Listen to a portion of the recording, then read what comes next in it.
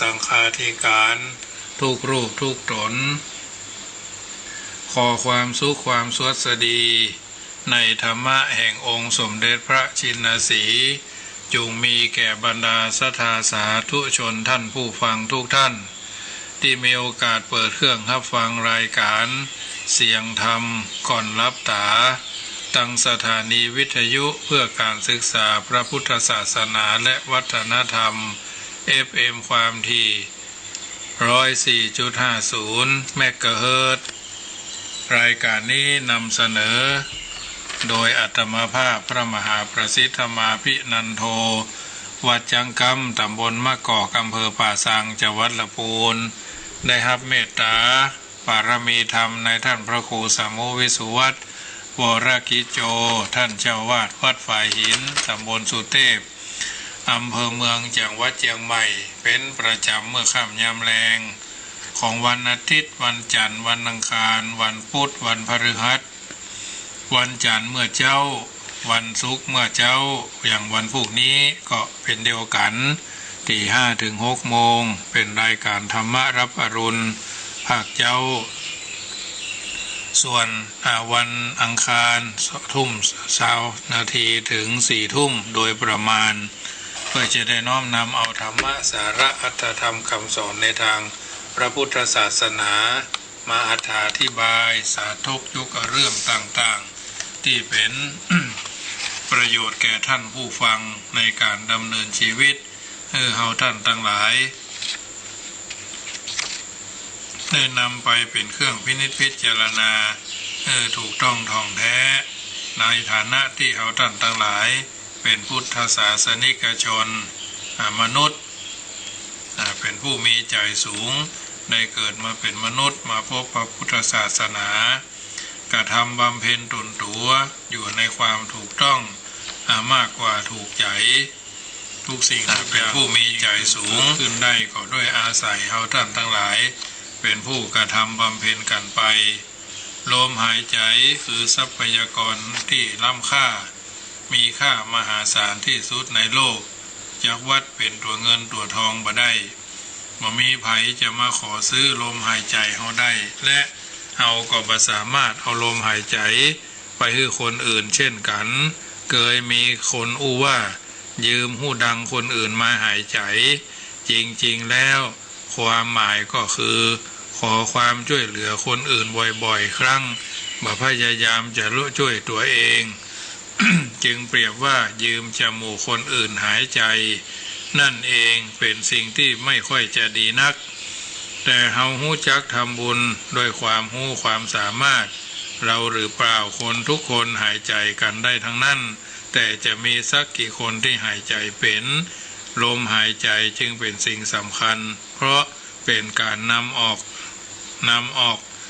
ซึ่งออกซิเจนเข้านำออกซิเจนเข้าสู่ร่างกายไปเลี้ยงปอดไปผ่านเม็ดเลือดเพื่อไปเลี้ยงระบบต่างๆที่หัวใจสมองทำงานอย่างมีประสิทธิภาพ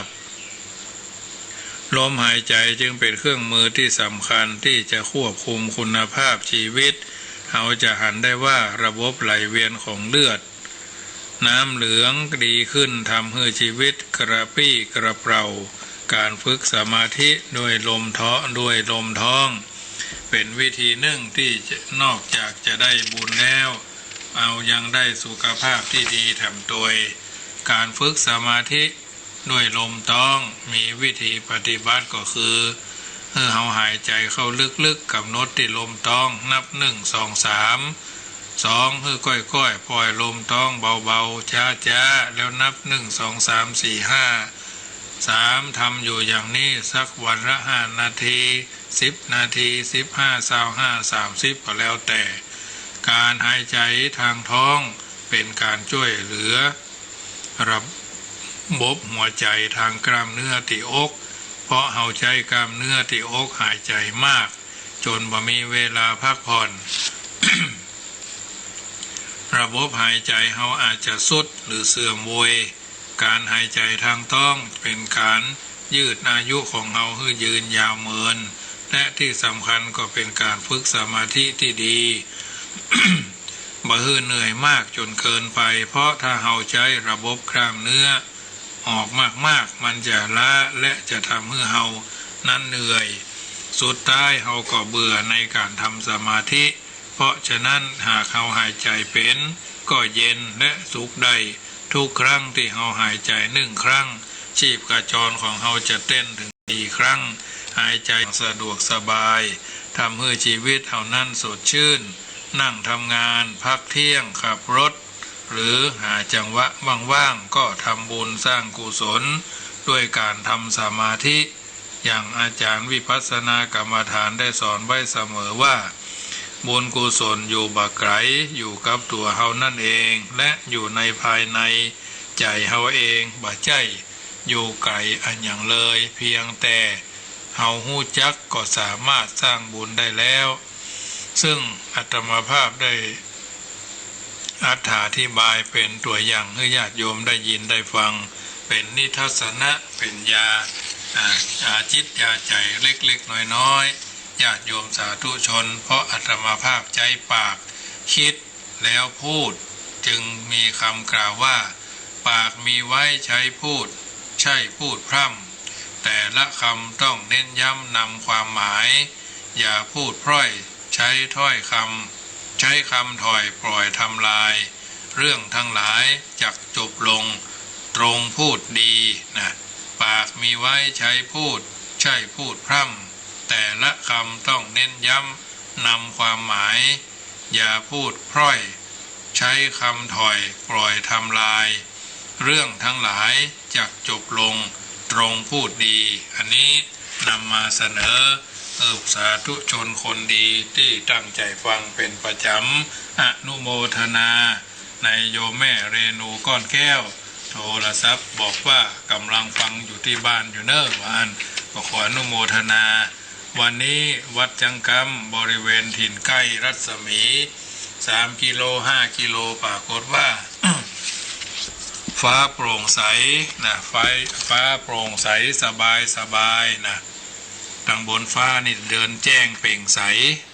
ก็คงจะหายไปแล้วก็ฝนเนาะแต่เจ้านี่ก็มืดตอนบ่ายวันนี้ก็กระลึ่งเหมือนกันนึกว่ามาแถมแล้วนะน้องวัวน้องควายนี่ล่อมจ้อ2 คืน 3 คืนแต่ก็ถือว่าเป็นธรรมชาติเนาะเปียได้ไม่เสียนะที่อยู่ควายก็ปลดเถอะแม่เป็นเจ้าลมเปียงมิดตาตุ่มเนาะท่วมตาตีนว่านะญาติโยมสมาเถอะถ้าไปใส่รองเท้าบูทนะก็บ่เป็นยังออกกำลังกายถึงงัวถึงคนนะถึงงัวถึงควายถึงคนนะญาติโยมสนุกสนานเพลิดเพลินไปแถมอย่างหนึ่งตัดหญ้าก็ขึ้นอุบาสกที่เพิ่นจะบวชเพิ่นก็ตัดหญ้าเน้นก็ขนอาตมาภาพก็ขนด้วยกายด้วยวาจาด้วยใจเนาะถือว่าชาติแล้วเขาเป็นนายเขาเป็นนายเขาในชาตินี้เขาเป็นนายเขาเนาะเขาก็ต้องมัดต้องผูกมันไว้ที่แรกว่าจะเอาไปล่ามบริเวณทางนอกเขตที่เขาหัวกันโจมปีที่เชียงใหม่เขาแล้วมานี่ยังมาได้ล้อมเด้อมาในนี่ล้อมรอบละนะปล่อยมาได้แม่เป็นเจ้าพ่อเป็นเจ้าลึกเพราะควายเนาะจะได้มันก็ควายเนาะสัตว์มีเขาตั้งหูดังใส่พืชแหละแล้วเวลาเชือกติดหูดังก็ยังแขวนน้อยกุ้นเชื่องเวลาแม่เป็นเจ้าเชือกลุดเชือกละเชือกอันปลดจากคอแม่เป็นเจ้าเหยโล่นเนี่ยวิ่งเอาตึมโล่นโดยแล้วปล่อยมันไปตามนั่นนะใช้กงยิงเอานะใช้กงหนังสติ๊กมันยิงไปเข้ามันถึงเข้ามา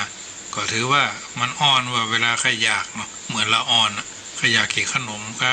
จากพ่อแม่พี่น้องอันนี้เป็นวิถีชีวิตของพระเจ้าประสงค์ที่วัดช้างคำเนาะไม่ได้ใช้ไม่ได้เหมือนที่อื่นญาติโยมทำเองเนาะไปตัดหญ้าว่างเว้นช่วงนี้ยังแขวนน้อยกิจนิมนต์ที่อื่นก็บ่มีอาศัยบุญเก่าญาติโยมคนนั้นหอมมา200 300โยมพี่ทางเชียงใหม่ส่งมาพ่องตลอดจนญาติโยมช่วยกันตบแทบแต่เจ้าก็โยมอัตวาก็โยมชนาภาสีทาพุ่นทาง อำเภอแม่สวยพระพุทธส่งมาวันคล้ายวันเกิดโยมแม่จันเพ็ญคำโพธา ทำบุญวันคล้ายวันเกิดเพื่อนมาโดยแถมจำนวน1,000 บาทรวมแล้วก็2,000 บาทก็ทูไทยกันไปเนาะเพราะมันต้องซื้อหั่นซื้อนี่เนาะคราวก่อนนั่นก็เครื่องตัดหญ้าลุใจเครื่องตัดหญ้ามาร่วม20 ปีแล้วญาติโยมบางคนเพื่อนมีเครื่องตัดหญ้าที่ปัจจัยทางบ้านเพื่อนก็เอามาถวายก็เอามาซ่อมเนาะใจของเก่าใช่มั้ยเถอะเพิ่นสุมาแต่เพิ่นว่ากันภาษาชาวบ้านเนาะรถเก่าเจ๊กเมียเก่าแขกมันถึงใหญ่อะนะต้องรู้พร้อมมือเก่าเพิ่นก็ใหม่เฮาอะใช่มั้ยเครื่องเพิ่นเฮาว่าเครื่องตัดหญ้าแบบยูเนาะแบบ2อันนี้แบบสะพายซื้อใหม่เพราะว่าใช้งานมาตั้งแต่ตมาอยู่ใหม่ๆแล้วรวมจะ20 ปีมันรู้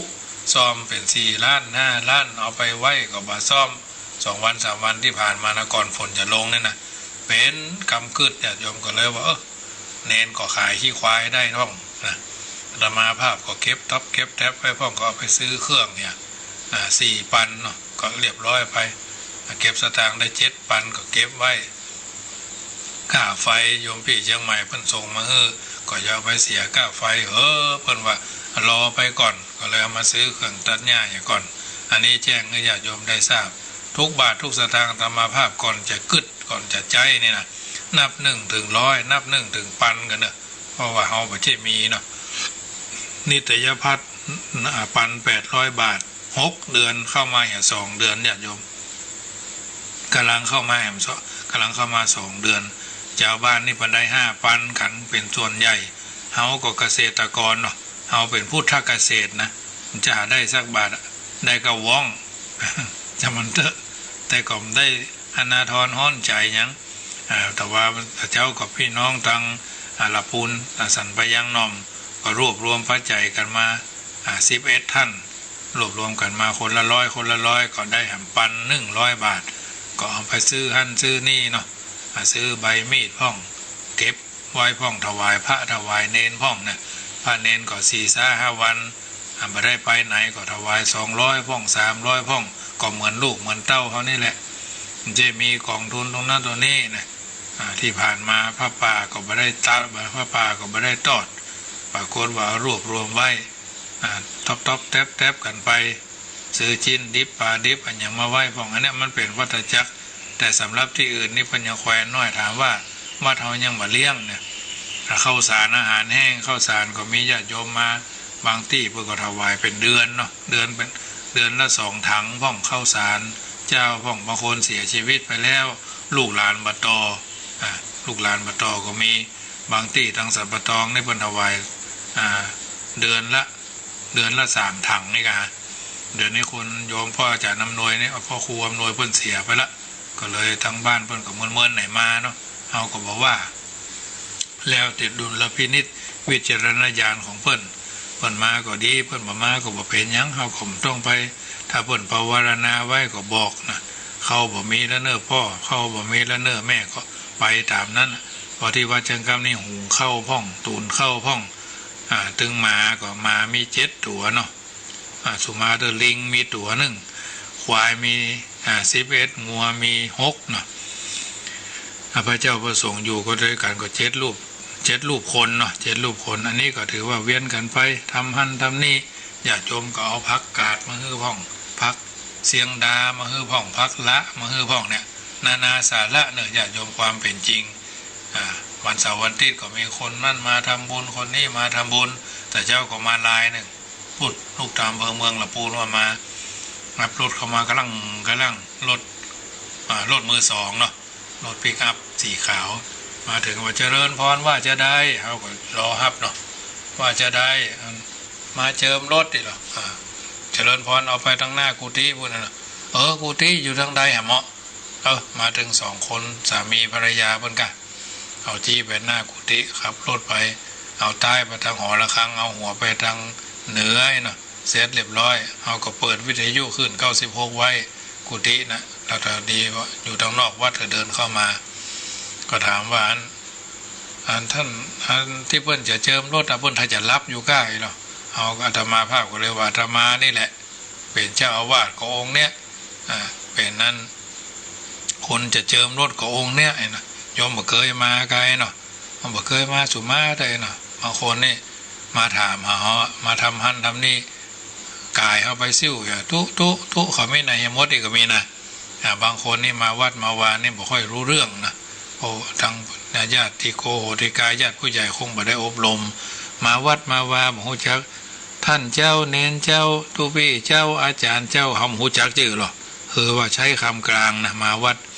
คนเมืองเขาโดยมากมือแข็งญาติโยมมาวัดมาวาไปวัดไปวานมัสการเจ้าถ้าเฮาเป็นคนเมืองแท้ๆพวกก็จะไหว้สาเจ้าไหว้สาครับเนี่ยถ้าเป็นผู้ชายก็ไหว้สาครับแม่หญิงก็ไหว้สาเจ้าท่านอาจารย์ท่านมหาท่านพระครูท่านเจ้าคุณครูบาอยู่กอหรือข้าเจ้าจะมาเนี่ยอย่างก็แจ้งความประสงค์ไปไม่ใช่ทงมาตู้เขาไม่นายมดเนี่ยก็เฮาก็หัวเพราะสองสีแล้วมาหามตู้ไม่นายมดนี่ก็มีนะมันบางวันทั้งคำนี้มันมีคนนั้นมาทำหั่นคนนี้มาทำนี่อยู่เรื่อยๆเป็นระยะเนาะบางคนมาตานขันเข้าพ่องวันเกิดครบรอบวันตายไปตอนก็เข้าปีใหม่ทำบุญ100 วันสารเพสารพัดบางทีบางครั้งมาปะอาตมาก็อาจจะมีพระเจ้าประสงค์อยู่ญาติโยมก็ศีลขอศีลขอพรจากเพื่อนได้แต่ถ้าจะดีนะก็โทรศัพท์หาก่อนที่0861875325แต่วัดอื่นนี่เพื่อนก็มีการต้อนรับจะรับญาติโยมที่วิหารซึ่งเป็นสถานที่รับแขกโดยทั่วไปกุฏิยังบ่เรียบร้อยยังรอการบูรณะอยู่นะเพราะฉะนั้นก็วิธีวิหารจะไปหันพระประธานองค์ใหญ่วิหารนี่จะเปิดต้อนรับญาติโยมตั้งแต่6 โมงเมื่อเจ้าละทุกวันนะทั่วเที่ยงก็ปิดละเพราะว่าบางทีบางครั้งกินข้าวน้ำข้าวตอนแล้วมันเป็นลมเป็นฝนเป็นลมมันยังเป็นลมบ้างเบ้งเอาไหนบัดตันไหนมันจังเสียหายเพราะว่าวัดอยู่กลางต้งนี่เนาะกลางต้งกลางสวนลมมาก็แห้งนะบ้างเบ้งนี่ก็ตอนวัน2-3 วันก่อนนี่เอาแทบบัดตันนะพอปิดฉันเพลแล้วก็ปิดเลยแต่ก็สามารถมาทำบุญอย่างได้เรื่อยๆวันนี้เป็นวันอาทิตย์ญาติโยมอาจจะอยู่บ้านอยู่จองส่วนมากก็กินข้าวน้ำจ้ำข้าวงายข้าวแรงแล้วเนาะอยู่บ้านอยู่จองอู้จ๋าทักทายกันบางท่านก็รอท่าอยู่ฟังธรรมฟังน้ำฟังธรรมใครฟังตรงนั้นตรงนี้ว่ากันไปบางท่านก็อาบน้ำส่งน้ำอาบน้ำอาบท่าส่งน้ำส่งท่าพระเจ้าประสงค์ก็เรียบร้อยแล้วก็ไหว้พระสวดมนต์ไปแล้วก็มีฟังธรรมะไปเพราะว่าวันเสาร์วันอาทิตย์มันมีรายการต่อเนื่องอาตมาจบไปแล้วก็มีรายการอื่นต่อแถมโยมพิสมัยก็ถ้าจะต่อรายการ20:30เป็นต้นไปเนาะอันนี้เป็นรายการช่วงก่อน20:00ก็เป็นรายการธรรมะบรรยายสาระบางคนก็บอกว่าแต่ก่อนนี่อู้วยไปหน่อยเนาะเดี๋ยวนี้ก็อู้จ้าลงสปีกสโลลี่เนาะจ้าหน่อยบางทีบางครั้งโทรศัพท์เข้ามาหาก็เหมือนกันที่กำลังฟังอยู่นะ บางทีบางครั้งก็ปิดวิทยุของโยมเนอะเวลาโทรเข้ามาแล้วมันต้องช่วงเช่งญาติโยมบางคนนี่เปิดมาเข้าใจนะปิดวิทยุแม่เนอะนะถ้ามันตังปุ่นก็ช่วงเฮาก็ฮะมันหูจักจบนะมันหูจักแล้วก็เลยมันจะเสียเวลาคนอื่นที่เพิ่นโทรเข้ามาอย่างวันพวกแม่เจ้านี่ถ้าเปิดสายโทรเข้ามา15 นาที20 นาทีสุดท้ายนะพอดท่อมาเป็นเส้นเป็นสายแล้วโทรศัพท์อาตมาภาพเวลาฮับ3 สายก็จะได้นะเอาฮับสายกออยู่สายคอโทรเข้ามากันยังได้ฮับสายคอเถอะสายคอโทรเข้ามามันจะตัดของมันทิ้งไปแล้วมันจะขึ้นมาใหม่อันนี้ต้องทำความเข้าใจเนอะไม่ใช่ว่าละเลยไม่ได้ว่าเพิกเฉยแล้วก็ข่าวสารงานบุญเนอะวันที่7ขึ้นวิทยุขึ้นสีขาวแล้วก็ขึ้นเมืองฝางนี่เพื่อจะทอดผ้าป่าการที่วัดพระบาทอุดมเนาะพระน้ำบ่อสาวาอาตมาภาพตั้งเจตนาว่าจะไปกินไปทานโดยเพื่อนเนาะเท่าที่เราทำได้ญาติโยมถือว่าไปแล้วก็ไปเดินทางไปปิกเนาะเพื่อนจะทอดพระป่ากันบ่ายโมงวันนะถ้ามีอย่างอื่นถ้ามีคนไปส่งเนาะติดต่อคนไปส่งไว้แล้วถ้าเพื่อนบัดติดอย่างอื่นทางใดก็จะเดินทางไปแต่เจ้าเนาะ6 โมงก็จะเดินทางไปแล้ววันที่7นั่นนะเมื่อค่ำเนี่ยเมื่อเจ้าของมันเป็นวันที่7เนาะ ถ้าปกติแล้วถ้ามีเหตุการณ์อย่างวุ่นวายอย่างเกิดขึ้นโรคภัยไข้เจ็บประมาณนี้ก็จะมีงานประเพณีส่งน้ำพระธาตุส่งเดินขึ้นดอยสุเทพเตียวขึ้นดอยสุเทพอาตมาภาพก็เดินกู้ปีญาติโยมเตียวขึ้นดอยสุเทพก็ปีพระเนนก็ไปกัน3 โมงนี่ออกจากวัดละไปถึงก็เดินขึ้นเลยเดินขึ้นแล้วก็ไปไหว้ไหว้พระสักการะเดินเวียนพระธาตุแล้วก็เดินทางปีกเลยนะไหว้พระสวดมนต์ส่วนตัวเรียบร้อยเดินเวียนพระธาตุเรียบร้อยกลับเลยเขาไม่ต้องไปรอบัละเขาถือว่าเขาไปทำถ้าเขารอบางปีก็ฝนตกปีก่อนนั่นน่ะฝนตกห้ามแล้วแต่ตีนดอยยันถึงบนนะก็ไปเนี่ยโยมพระเนนเห็นน้อยก็เอาย่ามไปใส่ขนมนมเนยใส่น้ำหวานน้ำเหลืองน้ำแดงเนาะพระเนนเขาชอบนะม่วน2 ย่ามตุ่มลู่หลุมรูดแหละล่อมแจ้ล่อมในละ2 ปีก่อนนั่นนะแต่ญาติโยมบางคนก็ไปปะกันไปแว่ที่ขึ้นวัดเจ็ดลินพ่องท่านพระครูไก่พ่องนี่นะแว่หั่นแว่นี่ก็ไปกันนะม่วนงานสันเล่าธรรมาภาพก็ไปมา10 กว่าปีละถือว่าเดินไปแบบอันเดินเอาบุญนะแต่ปีนี้ก็ถือว่า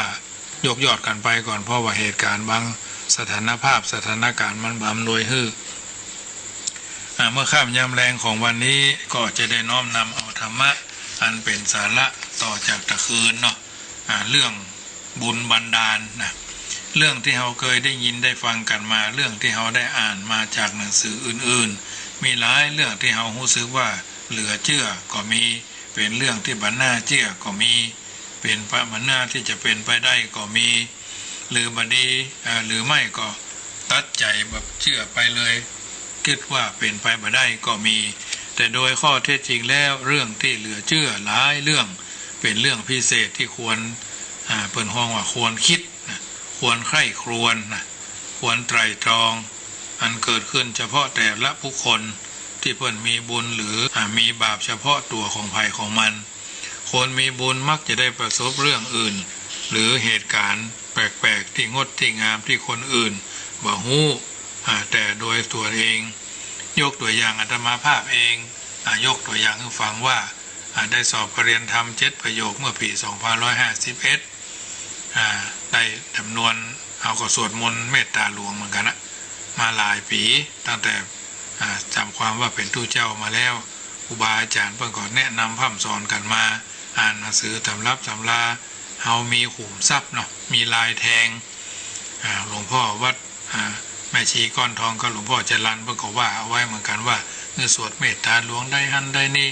เฮาก็เป็นนักสวดนักทวนนักท่องนักสาธยายปาฏิโมกข์เฮาก็สวดอยู่แล้วก็เลยสวดปี2551นะเข้าสอบปริญญาธรรม7 ประโยคเป็นปีที่9นะเพราะว่าสอบมา9 ปีเริ่มตั้งแต่ปี42บางปีก็ได้บางปีได้ข้อ1ได้วันแรกตกวันที่2บางปีได้วันที่2ตกวันที่1สอบมาสอบไปวัน3 ปีสุดท้ายมันเกือบจะได้แล้วนะปี50ปี49เนาะ49ก็เกือบจะได้นึกว่าตัวเองได้ตกไปปี50เปิ้นเอา50 ตนเปิ้นเอาเปิ้นจะเอา50 ตนเกือบจะได้เปิ้นหวานเลยบ่ได้ปี50นั่นนะปี51เอาแม่ค่ะแม่เอาให้กำไรเนาะก็เลยสอบได้ส่งเข้าสอบ700 ปลาย700 ปลายสอบจริง500 ปลายนะสอบได้192อาตมาภาพได้อันดับที่161เสร็จสอบเสร็จเรียบร้อยเขาก็ให้ได้ทุนหลวงพระราชทานเนาะก็เลยว่าตั้งใจอันนี้ความจริงคือฟังว่าได้ผ่านมาจริงเขาก็สวดมนต์เมตตาหลวงถึงวันถ้าบ่ได้เจ้าสวดเจ้าก็สวดแรงถ้าบ่ได้สวดแรงก็สวดเจ้านะจนจบนะมันมี130 กว่าบรรทัดอย่างเมตตายะภิกขเวเจโตวิมุตติยาถ้าไผ่ใครได้นะลองสวดพอเตอะเขาต้องพอหนังสือนะถ้าสวดเองนะแต่ถ้าสวดร่วมหมู่เขาต้องไปพอเขาต้องคือมันติดอยู่ในหนังตาคือเหมือนหมุนติ้วนี่นะเหมือนสวดปฏิโมกข์227 ข้อนะแต่มาสวดตั้งหมดเป็นอายุ18ไปอยู่กรุงเทพได้ก็เพราะว่าสวดพระปฏิโมกข์นี่แหละศีลของตัวเก่านี่แหละอันนี้ก็ยังมาหลายปีแต่ว่าทวนทุกวันนะถึงวันนี้ก็ทวนนะทวนทุกวันไปคือมันได้เพราะว่ามันช่ำชองข้องปาก2551ก็สอบได้มา ก็ไปเคยไปเรียนไปอบรมวัดท่านวัดนี่หลายวัดตอนนั้นยังเป็นพระลูกวัดอยู่พระผู้น้อยอยู่นะสอบประเรียน7ได้161เขาก็มีใจแค่ได้ทุนหลวงพระราชทานก็เลยบอกว่าถามอาจารย์ทั้งวัดส่วนกลางที่วัดสร้อยทองท่านเจ้าคุณราชปัญญาสุธีสมัยนั้นเป็นพระเมธีปริยัติโยดมท่านถามว่าท่านอาจารย์ทุนหลวงพระราชทานนี่มันมีข้อตกลงกันยังไงกฎกติกาอย่างใดโอ้ไม่ต้องอยากจะได้เลยคุณหมา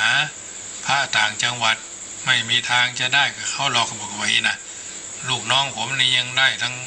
ประโยค7ได้รูป2รูปประโยค8 2รูปเองอย่าไปหวังเลยเดี๋ยวอยากจะได้เดี๋ยวจะถวาย1,000นี่หรอกเพิ่นว่าอันแต่น่ะก็เลยโทรศัพท์อู้เพิ่นอยากได้เหรอครับก็อยากมีใจอยากจะได้พออู้ได้สัก3 วันเนี่ยเขาก็ยืนอ่านหนังสืออยู่บนกุฏิเก่าหลังเนี้ยพอวันที่3หนังสือพันพอเขาว่าซองสีน้ำตาลเข้มมาละตัวหนังสือแดงปั๊มขาเนนว่าท่านมาหนังสือมาไอ้หรอเพิ่นว่าสำนักงานแม่คลองบาลีสนามหลวงนี่วะก็เลยเอามาพอร้อยก็เอามาพอเขาก็เปิดพอปรากฏว่าได้ทุนหลวงพระราชทานญาติโยมจำนวน18ทุนเขาได้ทุนที่14ก็ได้ไปหับทุน 18,000 บาทสมัยนั้นเนาะปี51ก็สวดมนต์สวดเมตตาหลวงมาถึงทุกวันนี้ก็สวดอยู่นะสวดมาได้ร่วม20 กว่าปีเหมือนกันนะสวดจนพอจำตรงนั้นตรงนี้บางวันเวลาน้อยก็ตัดเอาอย่าบางวันเวลานักก็สวดเต็มเลยบางเตื้อถ้าสะดุ้งตื่นตี 2 ตี 3นี่ก็ลุกไปสวดในวิหารคนเดียว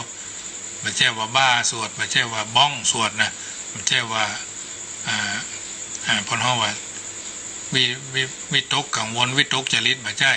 คือเขาสะดุ้งตื่นแล้วนอนมันก็ยากนะลุกดีกว่านั่งสวดมนต์แล้วก็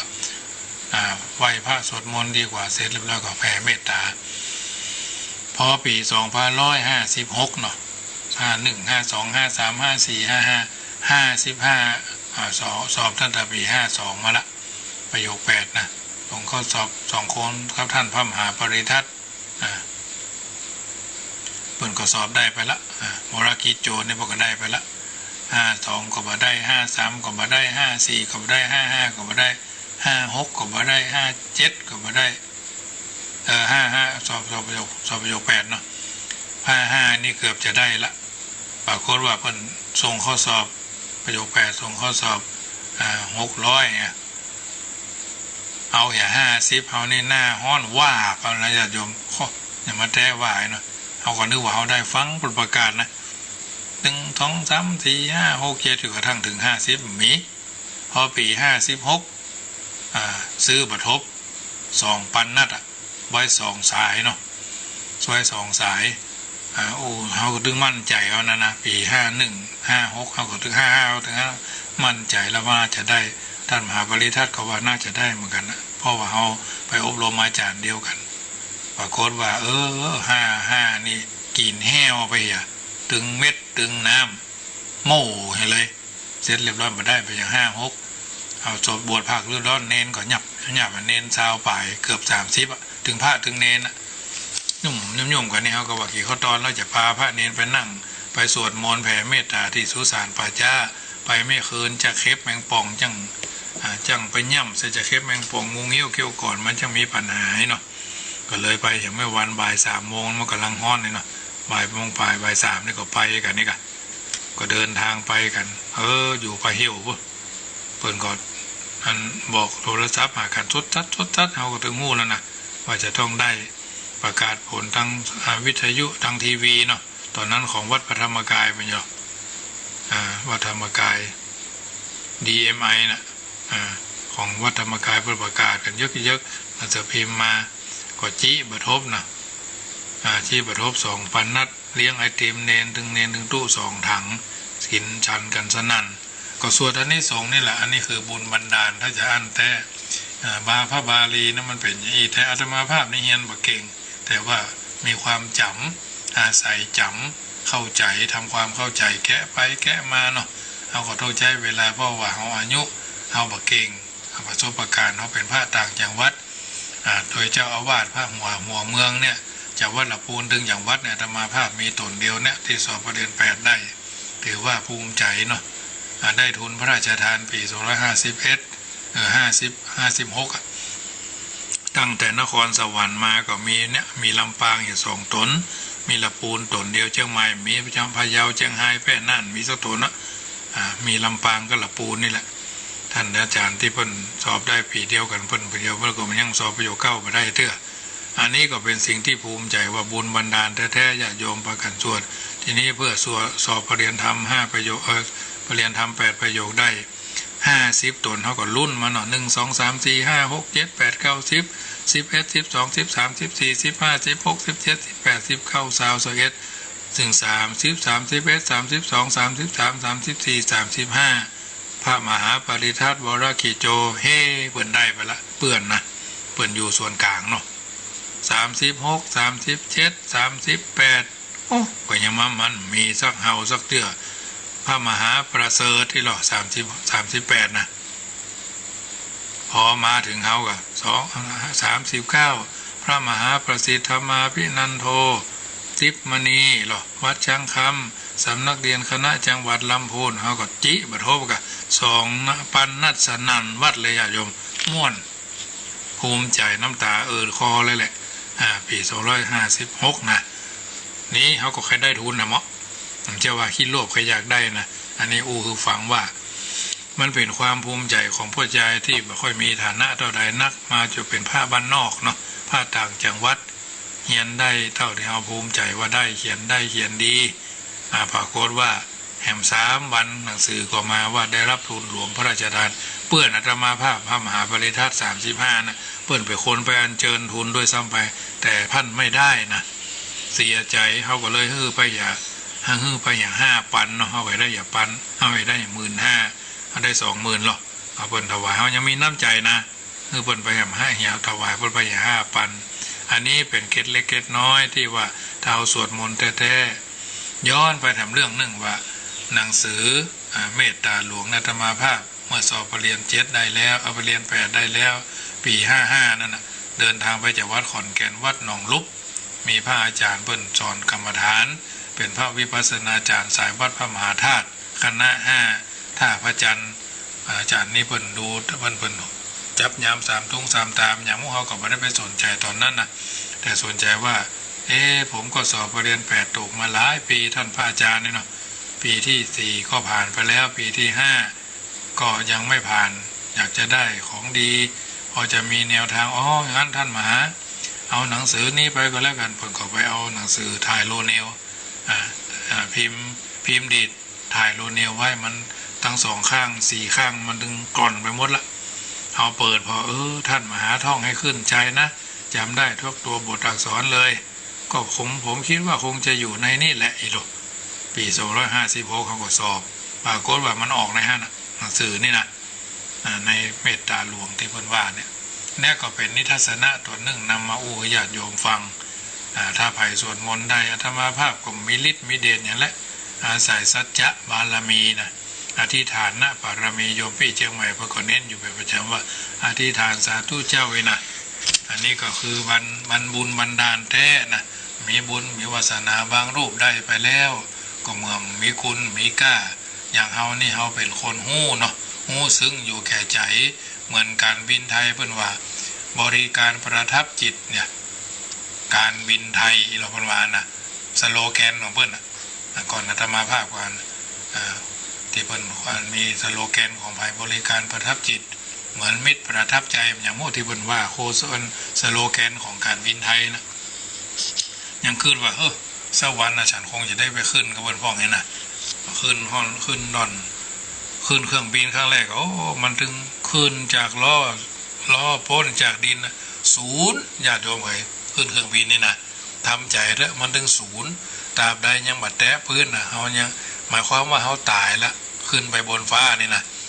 สุยขึ้นไปแล้วนะเมีย0แน่กูนะขึ้นในใจเนอะถ้าตราบใดพุ่นออกไปถึงดอนเมืองแต่ก่อนอยู่ดอนเมืองก็ขี่430นั่นแหละหม่อมราชวงศ์ถนัดศรีสวัสดิวัฒน์ถวายเครื่องบินอยู่เป็นประจำเวลาเขาจะปิกบ้านนี่นะปิกมาละปูนก่อนนะปี ปี220ปลายพุ่นละ2ปลาย30ปลายพุ่นละอันนี้เป็นส่วนหนึ่งที่เราสามารถเอามาท่องมาทวนท่องขึ้นใจนะเมตตาหลวงเนี่ยอย่างมันมีหั่นหมดอ่ะขุมทรัพย์ลายแทงนี่นะถือว่าเป็นบุญบันดาลเท่าสวดมนต์เป็นยาใจนะสวดมนต์เป็นยาทาภาวนาเป็นยาใจนี่นะเพราะฉะนั้นคนบุญก็จะได้ส่วนบุญคนบาปก็จะได้บาปบางคนโอ้บ้ากะลูกเจ้ามาสวดมนต์ถึงวันเนี่ยมันถึงเอาอย่างเนี่ยเสร็จได้สวดมนต์ถึงสวดมนต์อยู่ฮะน่ะเพราะฉะนั้นอยู่ถือว่าเขาท่านทั้งหลายได้ทำไปเถอะคนบาปก็เช่นเดียวกันได้หู้ได้หันหรือได้ประสบสิ่งอย่างนั้นอย่างนี้ด้วยตนเองส่วนเป็นเรื่องน่ากลัวน่าตกใจบางคนฝันหันผีหันเพศหันผีหันพายตรงนั้นตรงนี้อย่าถือว่าเขาท่านทั้งหลายก็ต้องสวดมนต์ภาวนาเนี่ยนะมันถึงดีที่สุดครูบาเจ้าวัดพระพุทธบาทภาพก็ถึงว่าไว้หรอกมันสวดมนต์ภาวนาเดินทันมาอยู่สุขสบายมันต้องโกบอย่างใดเรื่องการตายบางคนก็ฝันตัวเองตายโดนแทงโดนบุบโดนฟันโดนไล่บางคนถูกปล้นถูกปุ๊กตื่นตื่นในตอนตื่นดึกมีคนมาเคาะประตูห้องได้ยินเสียงประจำว่าเป็นคนนั่นคนนี้ที่หู้จักมาคุ้นมาห้องมาเอิญเนี่ยห้องตะโกนโวกเวกโวกเวกห้องตะโกนโวยวายดิ้นรนทุรายว่าห้อนพ่องหนาวพ่องถูกทิ่มถูกแทงเจ็บปวดบางคนไปเฝ้าไข้ก็นึกว่าแท้คนป่วยอาการนักเพ้อคลั่งไร้สติอีกก็มีบางคนไปเยี่ยมไข้ไปช่วยไปเฝ้าไข้คนนั่นคนนี้เป็นญาติผู้ใหญ่เป็นสามีเป็นภรรยาลูกบ่าวลูกสาวเนี่ยคนป่วยเพิ่นกั้งนั่นเนาะเพิ่นห้องว่ากั้งละเมอนะแต่อู้จ๋าคือได้ยินเสียงอย่างเดียวอย่างอันที่จริงพระพุทธศาสนาท่านสอนว่าคนใกล้ตายนั่นนะย่อมหันนิมิตเครื่องหมายหรือสถานที่ที่ตัวจะต้องไปหลังจากตายแล้วถ้าเป็นคนมีบุญนักจะได้ไปสวรรค์เป็นวิมานลอยฟ้าอันเทวดามาเจิญถ้าเป็นคนมีบาปนักกรรมหลายจะหันเป็นมรณะร้อนแรงไฟไหม้นะในสมัยพุทธกาลมีเรื่องอันเหล่านี้เกิดขึ้นท่านจึงบันทึกเป็นหลักฐานในคัมภีร์ว่าในเมืองสาวัตถีมีอุบาสกอุบาสิกาศรัทธาตั้งมั่นอยู่ในธรรมประมาณ500คนในแต่ละคนนั้นก็มีบริวารพวกพ้องไปคนละนักอุบาสกที่เป็นหัวหน้านั้นมีลูกน้อง14คนชาย7หญิง7ทั้งหมด14ล้วนเป็นอนุชาตบุตรคือลูกที่ประพฤติปฏิบัติโดยพ่อโดยแม่แต่ละคนต่างก็ขวนขวายถวายอาหารต่างๆแก่พระสงฆ์องค์สามเณรตามกาลเวลาคือถวายยาคุข้าวต้มถวายสลักพัดอาหารตามสลากถวายปักขิกพัดอาหารที่ถวายทุกวันทุก15วันอาหารสังฆพัดถวายที่พระเจ้าประสงค์อาหารที่ถวายแก่พระสงฆ์อุโบสถกพัดอาหารที่ถวายในวันพระอาคันตุกพัดถวายแก่พระเจ้าประสงค์ที่เดินทางจะไปหั่นไปนี่หรือเดินทางพาไปถวายก็เดินทางไปตรงนั้นตรงนี้เนี่ยอันนี้อาคันตุกพัดวัดสาวาสิกพัดถวายพระที่จำภาษาผ้าจำนำภาษาผ้ากฐินผ้าป่าผ้าอาบน้ำฝนอะไรอย่างก็แล้วแต่รวมแล้วคนในตระกูลนี้16คนอุบาสกอุบาสิกา2สามีภรรยาบุตรธิดา14คนต่างเป็นผู้มีศรัทธามั่นอยู่ในตาในศีลปฏิบัติตามหลักกัลยาณธรรมยินดีในการเสียสละถวายยาคูพัดเป็นตลอดยาคูพัดเป็นต้นตลอดเวลาถวายบาสกเป็นผู้เป็นพ่ออายุมากเข้าเกิดก่อโรคชราเดินเหินบ่ได้ต้องนอนอยู่บนเตียงคราวหนึ่งต้องการที่จะฟังธรรมจึงส่งคนไปนิมนต์พระที่วัดเชตวัน8รูปหรือ16รูปมาเจริญพระพุทธมนต์ที่บ้านพระพุทธเจ้าส่งพระไป8รูปพระทั้งหมดไปที่บ้านของอุบาสกลูกๆช่วยกันรับรองพระนิมนต์ท่านนั่งบนอาสนะที่จัดล้อมเตียงไว้เมื่อพระนั่งเรียบร้อยแล้วอุบาสกยกมือไหว้กราบเรียนว่าท่านขอรับการได้หันพระคุณเจ้าของกระผมถือว่าหาได้ยากกับผมเป็นคนทุรพลไปไหนมาไหนบ่ได้นอนติดเตียงขอพระคุณเจ้าจงสวดพระสูตรให้กับผมฟังสักสูตรหนึ่งเตอะนะ เมื่อพระถามว่าจะฟังสูตรไหนอุบาสกที่นอนติดเตียงจึงกราบเรียนว่าขอสติปัฏฐานสูตรที่พระพุทธเจ้าทุกพระองค์บัดทรงละเลยเถิดขอรับพระสงฆ์จึงได้เริ่มสวดสมหาอสติปัฏฐานสูตรว่าเอกายโนอะยังมัคโคสัตตานังวิสุทธิยาไปเรื่อยๆขณะนั้นได้มีราชรถรถจากเทวโลก6 กันซึ่งเป็นรถที่ลากโดยม้าสินทบถึงกันละปันตัวกันละปันตัวมีความยาวคันละ150 โยชนะประดับประดาด้วยเครื่องอลังการพร้อมทรัพย์มาลอยอยู่เฉพาะหน้าอุบาสกซึ่งนอนฟังพระสวดอยู่เทวดาอยู่ผู้อยู่ประจำรถทุกคันได้เปล่งเสียงขึ้นว่าเฮาจะนำท่านไปยังเทวโลกของหมู่เฮาจะนำท่านไปยังเทวโลกของหมู่เฮา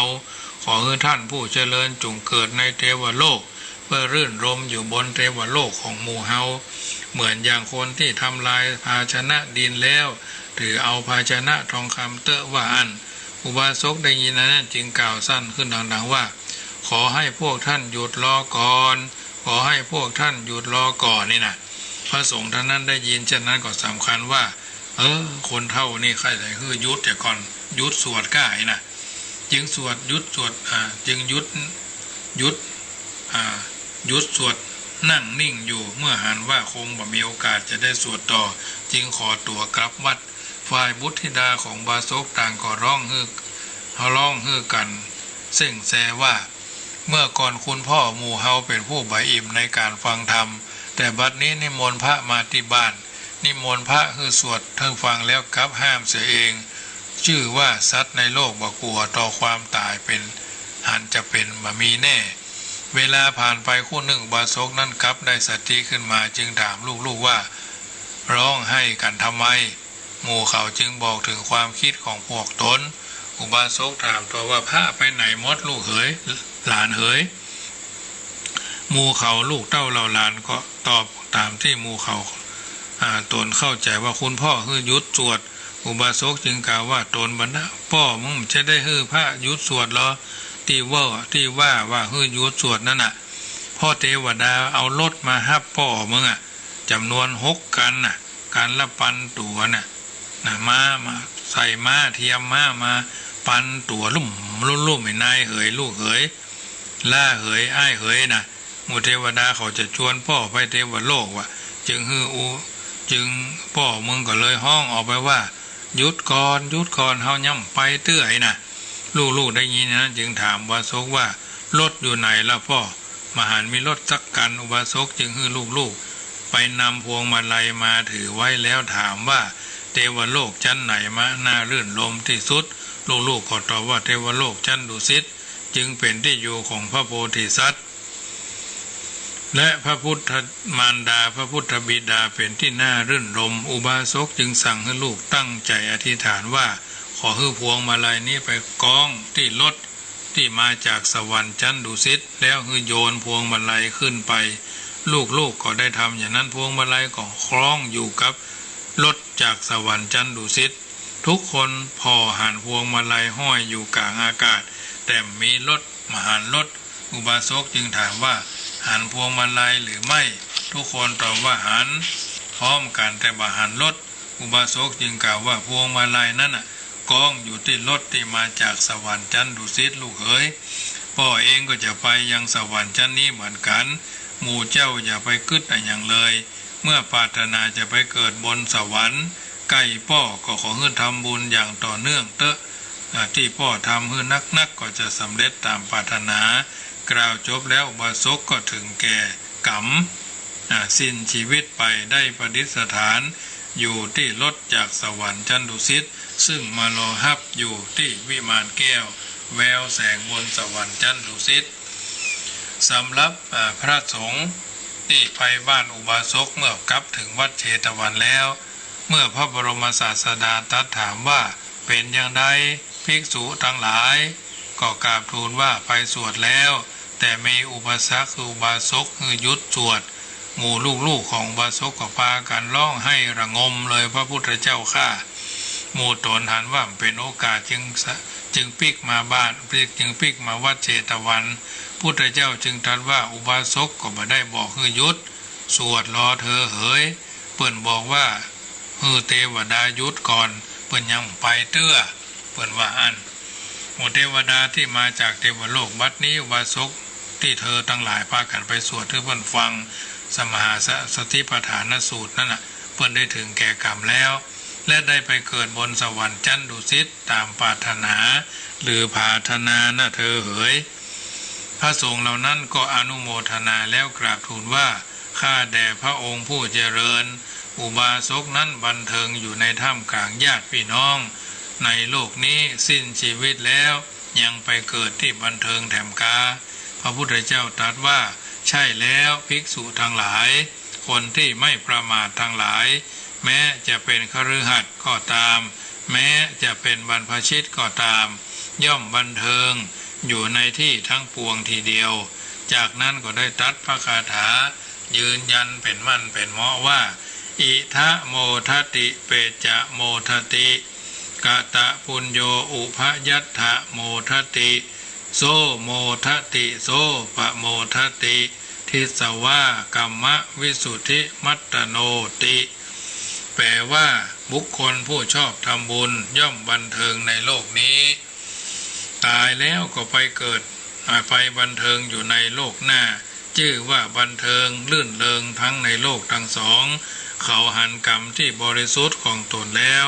ย่อมบันเทิงทั่วย่อมลื่นเริงใจเป็นต้นมาในธรรมิกะอุบาสกยะมะกะวักอัตถกถาธรรมบทสาธกยกคือญาติโยมได้ยินได้ฟังประจำค่ำคืนนี้เมื่อญาติโยมสาธุชนได้ยินได้ฟังเช่นนี้ก็เอาไปปรับใช้ในการดำเนินชีวิตเอาท่านทั้งหลายแต่ละวันแต่ละคืนบุญกุศลนั่นก็ถือว่าเฮาสร้างบุญก็จะเป็นคนที่มีรากฐานมั่นคง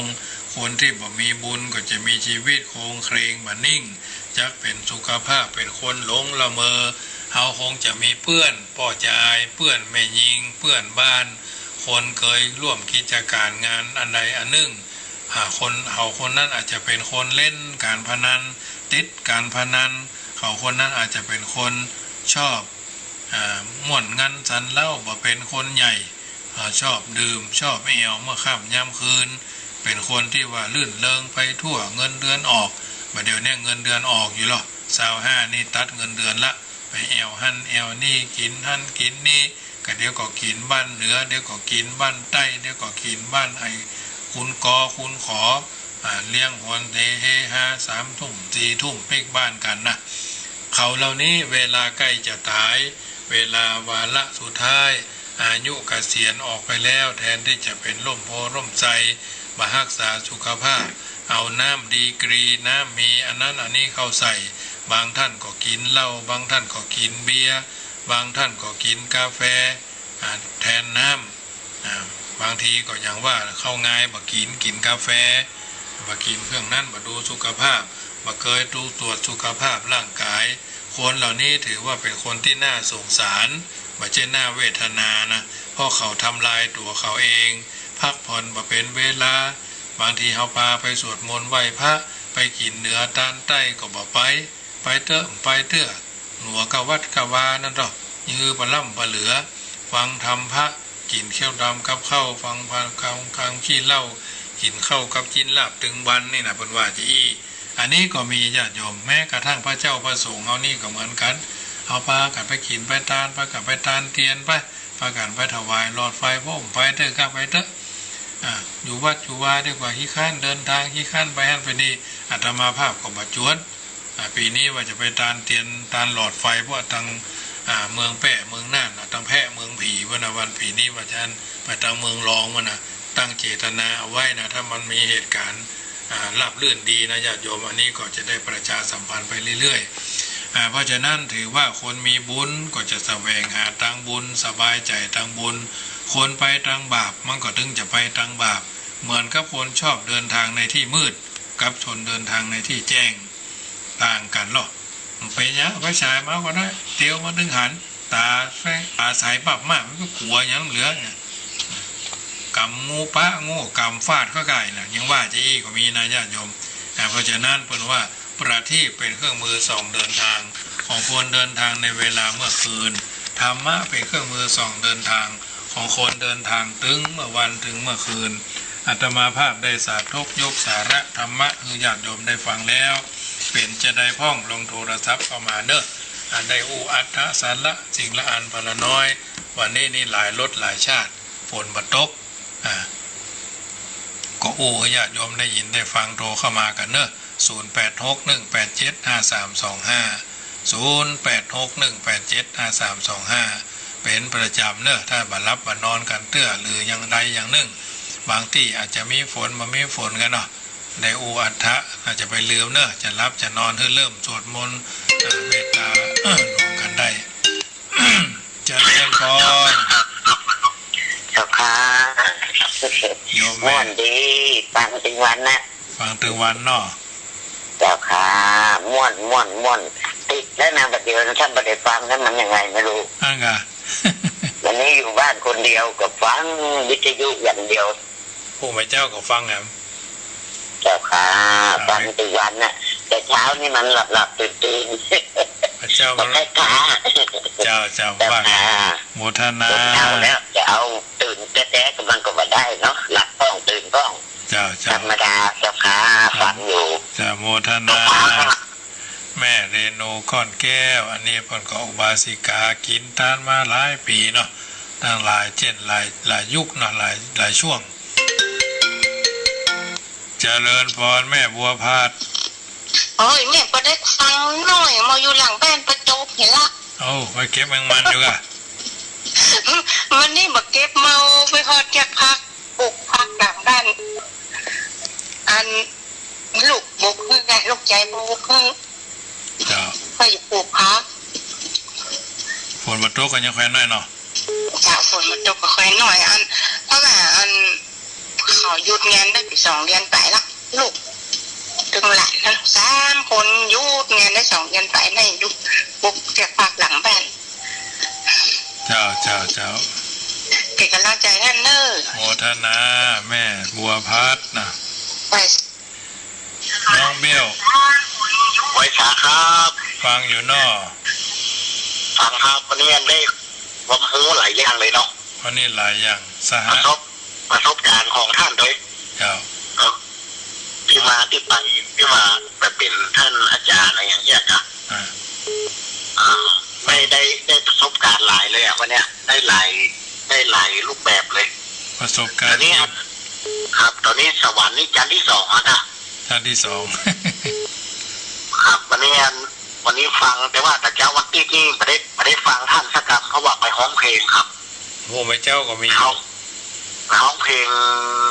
ที่เกาะที่กาดอันประตูเชียงใหม่ผู้ไม่เจ้าได้ฟังอยู่กะผู้มาเจ้านี่ได้ฟังได้จะได้ฟังอยู่ตี5 ถึง 6 โมงผู้มาเจ้าผมไม่ได้ไปไหนหรอกครับกำลังใจอาจารย์เนอะเหมือนกันเนาะน้องวิวเนาะบนโต๊ะก็เดือนแจ้งวันเนี่ยเดี๋ยวนี้ก็บนโต๊ะมาในเมืองเนี่ยมีทำให้เดือนแจ้งเลยยังแควนหน่อยครับคือกำลังใจท่านเนอะโมทนาไว้นะครับครับโยมพ่อแม่ริมหลวงนมัสการครับผมแฟนพันธุ์แท้ครับพันธุ์แท้อันเคลียร์พื้นที่แล้วกะครับเคลียร์พื้นที่หมดแล้วครับป้าเป่งหมดแล้วทั้งเพศก็เดือนแจ้งวันเนี่ยครับป้าเป่งหมดเรียบร้อยครับความงัวไปความควายมาเนาะเป็นกำลังใจพ่อเนอะก็ผมก็เป็นกำลังใจครับนมัสการนะครับโมทนาผู้เป็นเจ้าพระกันใหม่นมัสการครับเจริญพรพี่น้องบ้านร่องต้นขามนมัสการเจ้าท่านฟังอยู่เนอะวันนี้ฝนตกกันวะเนี่ยวันนี้มาตกเจ้าแต่ฟ้าห้องมาได้ฟ้าห้องมันก่อนฝนความลำบากยากจนมาก่อนความสุขสบายเนาะเจ้าแม่นเลยเป็นกำลังใจเด้อเป็นกำลังใจให้ท่านเป็นนะเจ้าโมทนาเจ้า พี่น้องบ้านหลัง0861875325โทรเข้ามาเนอะนึ่งเสียงนึ่งสายนึ่งกำลังใจบางคนเพิ่นบ่ได้โทรก็บ่เป็นหยังเนาะทางนี้ทางนั้นอยู่ฟังอยู่เฝ้าฟังอยู่พี่น้องตังแม่ออนพี่น้องตังสันกำแพงพี่น้องตังแม่ริมนะสันทรายนะโทรเข้ามาได้พี่น้องตังแม่แตงต้องอยู่จุดไหนมุ่งใดโทรเข้ามาได้ก็โทรมาเลยเนอะอยู่แม่เรนูในเมืองเชียงใหม่แม่บัวพัดเวียงกุมกามสารพีน้องเบี้ยวประตูเชียงใหม่โยมป้อแวนพันแท้แม่ริมหลวงบ้านร้องต้นขามแม่ยอดเพิ่นโทรมาแต่เจ้าละนี่เนาะแม่ครูเพิ่นก็โทรมาแต่เจ้าละคนก็ฟังคือคนอื่นฟังที่บัดไทยโทรก็โทรเข้ามาได้เนอะแม่บุญพินเราวันนี้มาโทรให้วันนี้นะโยมแม่บ้านบ่อสร้างฟังก็รับไปแล้วก็วันนี้อากาศบางคนเพิ่งก็มีภาระอย่างอยู่ห้องก็บอกว่ากันเนาะพี่น้องตังเมืองละปูนเราเจริญพรเจริญพรเจริญพรไอ้นี่หนัวไข้หัวเนอะอันนี้มันพ่อปูน้อยเลยฮะไผ่ก็อันนี้ใครอะเจ้าพระมหาประสิทธิ์วัดจังกำป่าซางเจ้าอ๋อนี่มันออกในวิทยุนะวิทยุ104แม่104วัดไผ่หินฟังขึ้นไหนก็สร้างอะเจ้าก็สร้างงานต้องฟังขึ้น104ก่อน104.5นะเจ้านำมาวัดจังกำป่าซางเนอะเจ้าก็เลยจะได้ฟังคนเทศที่เขาอันโทรมาอ๋อเนี่ยออกทีวีเนี่ยออกวิทยุแล้วเจ้าอันนี้ถูกใจขนาดเลยเจ้าฟังไปบ่อยๆพวกแม่เจ้าก็มีเนอะสถานีเดียวกันเนี่ยเจ้าตี5 ถึง 6 โมงฟังตลอดเลยแต่ที่เปลี่ยนปิดงานนะที่นะ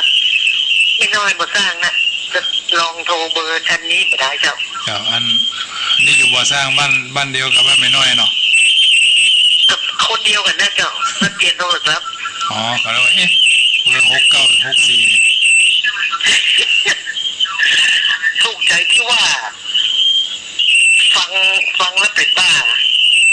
คนทั้งรอบข้างมันเจ้าฟังแล้วเขาว่าเป็นบ้าเนี่ยถูกใจขนาดอย่างอื่นจะต้องถูกใจมาหมดละเจออันนี้มันนี่ถูกใจดำเนาะอันนี้ถูกใจดำนะนี่ถูกใจดำเนี่ยถูกใจโอ้มันแน่นเลยถ้าไปซื้อของหมุนนี่ก็ตามตัวใต้เนาะถูกกว่าที่1เนี่ยอ๋อผู้เป็นเจ้าฟังเด้อเจ้าเจริญพรมนโมสมาสาธุเจ้านมัสการเจ้าเจริญพรว่าจะได้น้องเบี้ยวอาจารย์ว่าได้บอกให้แม่ปิดวิทยุด้วยจ้ะเสียงมันเสียงแสบหูเรื่องเลยแสบหูอะเปิดหูให้เปิดตื่นเต้นวะครับในบอกเปิดกับเราครับผมเพราะว่าเสียงมันร้อนแต่เราฟังหูเรื่องครับผมครับผมเอาแล้วเนาะญาติโยมสาธุชนโทรเข้ามากันก็คุยว่าพอสมควรแก่เวลาเนาะถ้าเวลาญาติโยมจะโทรเข้ามาก็คือปิดวิทยุของโยมไม่ได้แล้วฟังทางโทรศัพท์เอาเพราะว่ามันแสบแก้วหูเนาะของคนอื่นที่เพิ่นฟังอยู่เบอร์โยมพิษสมัยว่าจะได้เจริญพรเจริญพรติดแล้วเนอะฮัลโหลยังบันทึกเบอร์นี้เอาไว้เถอะเจ้าเบอร์ไหนบันทึกเบอร์นี้เอาไว้เรียบร้อยมาพิษสมัย1พิษสมัย2พิษสมัย3วันนี้ยอมรับว่าไม่ได้ฟังวันเนี้ยเจ้าเที่ยวไปเที่ยวมายังบ่2 ทุ่มไปมันเวลามันโวยก็น่ะโวยขนาดเลยอ่ะโอ้ ก็นึกว่าอันกำลังทุ่มไปมันไม่ได้ประจำเจ้าก็จะตัวเขาก็จะต่อรายการนี้แล้วเนี่ยตัวเก่ามันอยู่มาตันยาวมาตันเนี่ยมันแค่เหมือนฤดูหนาวเนาะนะครับถ้าพระครูตะพนมันเข้าอย่างแฟนกับเขาเด้ยังมีเวลาถึงชั่วโมงเนี่ยอันนี้เปิดมาก็คนเดียวเจ้าของรายการไปไหนไม่หรอกน่าจะหมดนาเนอให้กำลังใจแม่เป้าเจริญพรโยมพิสมัยโยม0040โทรเข้ามาทำไมเนอะ0813520040นี่หูของไผ่เนอะตะกี้โทรมาพร้อมกันครับโยมแม่บ่สร้างเนาะแม่น้อยบ่สร้าง0861875325เนอะเจริญพรติดแล้วเนอะนักการเจ้าจากไหนเอ่ยจากไปสุธานสลับปีเจ้าฟังมาเมินแล้วก็ต้องฟังเมินโทรมาหาท่านมหาเตี้ยงแล้วล่ะค่ะเมินแล้วก็สายสถานเนาะทุลุงสายสถานนั่นวัดอะไรเนาะเจดีย์9 ยอดเนาะเดี๋ยวมาแก้เจ้าอยู่วัดนันทรามเนาะค่ะตำบลสถานเจ้าเบอร์ใหม่นี่แหละจ้าเบอร์ใหม่เจ้าติดกองลมละโทรมาเตี้ยงแล้วย่ามแล้วเนอะให้โทรก่อนกันได้ก่อนนันตารามเข้าใจดีนะวันนี้เนาะเจ้าเข้าใจดีเจ้าคนเทศม้วนแล้วดึงได้ท่าฟังกับแล้วนะมันยังว่านะกันสักครั้งตีเป้งเอากันมวยเก็บคะแนนเนาะมันจะมวยนอกเจ้าผู้ไม่เจ้าก็ตี5 ถึง 6 โมงฟังกันแบบ104ในนอเจ้าเจริญพรเจ้ามาจากการเจ้าแม่นันตารามฟังไปกับอาตมาภาพก็ถือว่ามันอัตลักษณ์ไผ่อัตลักษณ์มันเนาะแต่ข้อมูลนั้นก็ถือว่าอยากจะให้เวลามันหดมันหายเนาะเปิ้นถวายเวลา1 ชั่วโมงก็จะเหลือไว้ให้เปิ้นทักษะ5 นาทีเมื่อก่อนนี้ซ้ำวยญาติโยมป๊อปเป๊บเหมือนเขาอันกินข้าวเกี๊ยวข้าวแตนเนาะป๊อปเป๊บนะบางคนกินข้าวลำเขาพอบางคนกินข้าวลำนะว่าเปิ้นแก้วสหายคำเขาอยู่ที่บ้านนะมิตรแก้วสหายเขากินข้าวลำเขาพระเนนเนี่ยนั่งฉันข้าวด้วยกันเป็นหมู่เป็นวงโอ้บางตัวนี่กินข้าวลำเขานี่พอเปิ้นพออิ่มนะญาติโยมอันนี้แล้วแต่อัตลักษณ์ไผ่อัตลักษณ์มันวันนี้รายการเสียงธรรมรับอรุณก็ดีเสียงทำก่อนรับตาก็ดีตั้งแต่เจ้ามืดมาตั้งเข้า16แล้วก็เสียงธรรมก่อนรับตาขึ้น104น้ำธรรมคำสอนส่วนนี้ก็ถือว่าเป็นส่วนหนึ่งเจริญพรขอสุมานพี่น้องทั้งหลายด้วยนะศรัทธาทั้งหลายต้องปิดที่มันได้รีวินั่นน่ะที่มันได้รีปิดวิทยุอ่ะเจ้ามันถูกใจนักเราไปมันตื่นแค่หรอหมดนี่แหละหมดป้าจ่ายด้วยเลยนะครับถูกหวยรางวัลที่ 1หรอไปกำลังใจให้แม่เนอะจะหมดเวลาพอดีรายการตั้งแต่เจ้ามืดมาจนกระทั่งก่อนจะรับจะนอนฉะนั้นอาตมาภาพได้แนะนำให้ญาติโยมฟังว่าเวลาจะรับจะนอนขอไหว้พระสวดมนต์เรียบร้อยนึกถึงบุญกุศลนับถือพระพุทธนับถือพระธรรมนับถือพระสงฆ์นับถือคุณพ่อคุณแม่ครูบาอาจารย์บุญกินบุญทานที่เราได้กระทำบำเพ็ญกันมานึกถึงบุญกินบุญทานประวัติธรรมบุญหยาดน้ำกินทานหลวงลายจักได้สบายเกิดสุขไปหน้าบุญกุศลนั่นเพิ่นฮ้องว่าชาติพันธุ์มนุษย์เท่านั้นเกิดมาแล้วถ้าบ่ได้สะสมบุญญาบารมีเสียตั้งแต่บัดนี้มีชีวิตอยู่ไปก็ไร้ค่าเพราะที่ได้เกิดมานั่นมันแสนจะประเสริฐเสียมันจะเลิศประเสริฐสีโอกาสจะได้ปิกมาเกิดแถวนั้นแทบบ่มีด้วยเหตุนี้ต้องเร่งสร้างประกอบบุญคุณงามความดีกันไว้ดังที่เพิ่นบอกว่าบุญเติมเสริมส่งฮื้อได้ดีบุญยิ่งทำยิ่งทวีเพลิดพริ้งบุญยิ่งมากยิ่งมีความสุขบุญติดตามปาทิ้งเช่นเขาเงาตัวบุญเป็นอริยทรัพย์อันประเสริฐ บุญเป็นสิ่งชูเชิดเกิดคือมีบุญเป็นบุญญาราศีความดีพร้อมบุญเป็นสิ่งน้อมนำความสุขทุกชาติไปวันพรุ่งนี้ปะกันใหม่ในคืน104.50 ตี5 ถึง 6 โมงเจ้าณคืนแห่งนี้ค่ำคืนนี้รับเป็นสุขตื่นเป็นสุขกันทั่วหน้ารัตนัตยานุภาเวนะรัตนัตยะเตจสาพุทโธโยแค้วคาดธัมโมโยแค้วคาดสังโฆโยแค้วคาดพระพุทธเจ้าย้ายบาทอิติปิโสภควาจัตตารโออันว่าธรรม4ประการอายุยิ่งเกิน100วรรณะเปล่งป้อยใสสีสุขกายสบายใจมีพละกำลังต่อสู้อุปสรรคขวางน้ำรับเป็นสุขสู่นิทากันทั่วหน้า